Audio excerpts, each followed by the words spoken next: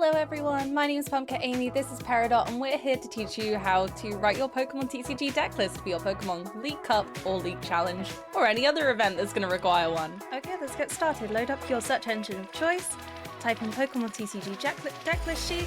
You're going to want the one that comes from the official Pokémon website, and here we go, 2024. That is so much more helpful. So you'll have your player sheet right here. You can download it or fill it out digitally or print it out.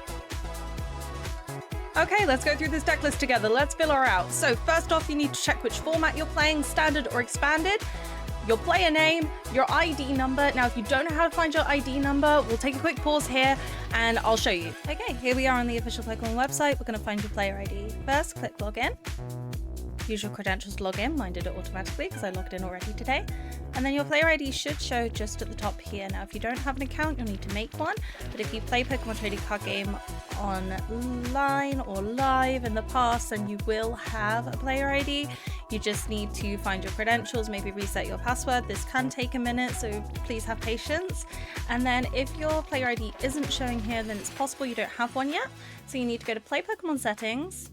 And then either your player ID will be at the top of the screen there, or you'll need to click, please assign me a player ID, and then fill out the little section there, click submit, and you're all good to go. Okay, now you've got your player ID number, you just need to scroll across, do your date of birth. Now, please bear in mind, this is the American format for any of my UK friends out there or any other country that uses a different format. You need to put the month, then the date, then the year, please. And then tick which age division you're a part of. Again, the explanations of when this is are going to be below. Now we need to fill out our Pokemon. So the first checkbox we need to do is how many Pokemon. So let's say let's go for 3. I'm running 3. And then here we are. Let's grab a random card from in front of me. I'm going to be running 3 Mr. Mime. And it is from the set. Now, my Mr. Mime card is right here. Now, the set is always in this bottom corner, right here. You'll be able to see it if it wants to focus for me. There we go. These 3 letters down the bottom.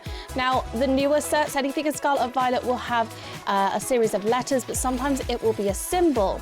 Now, this says TEF, great. EN, that's just the language code. That's just because this is an English card. You don't need to write that. So I'm going to write TEF.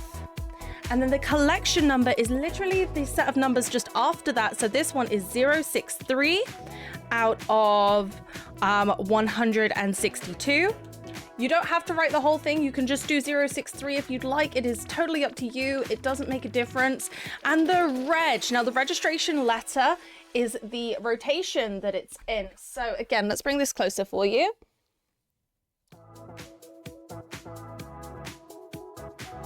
There we are. Okay, so the registration number is this one right in the corner. So this one's H. So you'll be able to see all the information I need for this section is down there. So I'm going to put H in that section.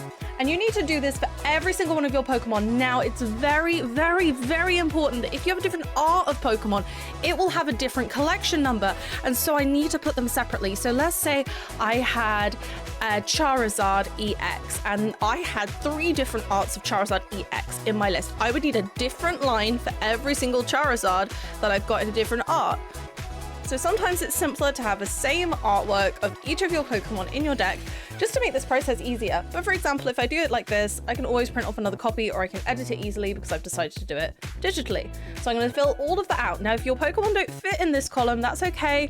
It just needs to be present on the deck list. You can put it at the bottom, you can put it on the other side. Just let your tournament organizer know where you've put the other Pokemon that are in the list. Again, you don't need to use this official format. You can write your deck list on anything you like as long as it's, sanitary. I had a deck list come in for a tournament once.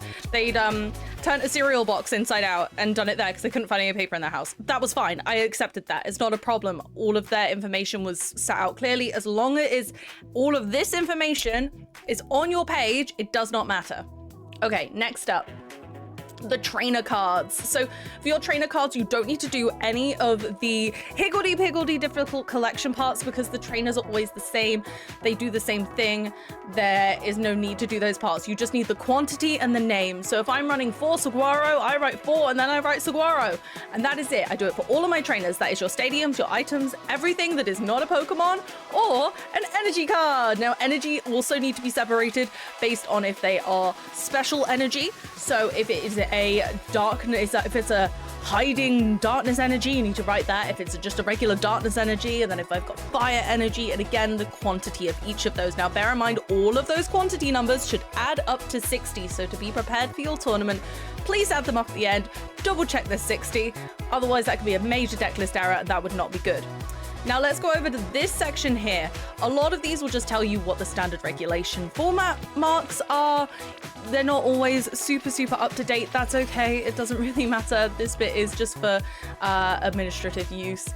And then these parts will show you what symbol will be against the abbreviation. So that SYM stands for symbol and ABBR is for abbreviation. So we'll be able to see that, okay, I need the Sword and Shield series. That symbol means CRE, that's Crown Zenith. So this one in the middle, I'll be able to know is Crown Zenith. So if I have a card from that set, which doesn't have the very helpful lettering system, which is new and will be going forward, then I can find this little key of the symbols and match that up to be able to put the correct regulation mark on my Pokemon side of my deck list.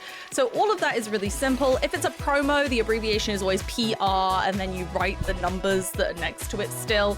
And if you have any questions, you can always ask your tournament organizer, but I would always recommend filling out your deck list before the tournament begins. And yes, you can export your deck list from tcglive or RK9 and then use that. However, you must make sure the arts are correct. They must all be the ones that you have in real life. And yeah, thank you so much for watching, everybody. I hope that this was super helpful. If you have any more questions, please ask them in the comments and I'll try and get around to answering all of those, or maybe make a wrap-up video if any of this information changes. Thank you so much. Have a lovely day and I'll catch you soon. Thank you so much for watching. We'll see you soon. And if you want to catch us on Twitch, then you can find us playing the trading card game on Mondays, Wednesdays, and Fridays.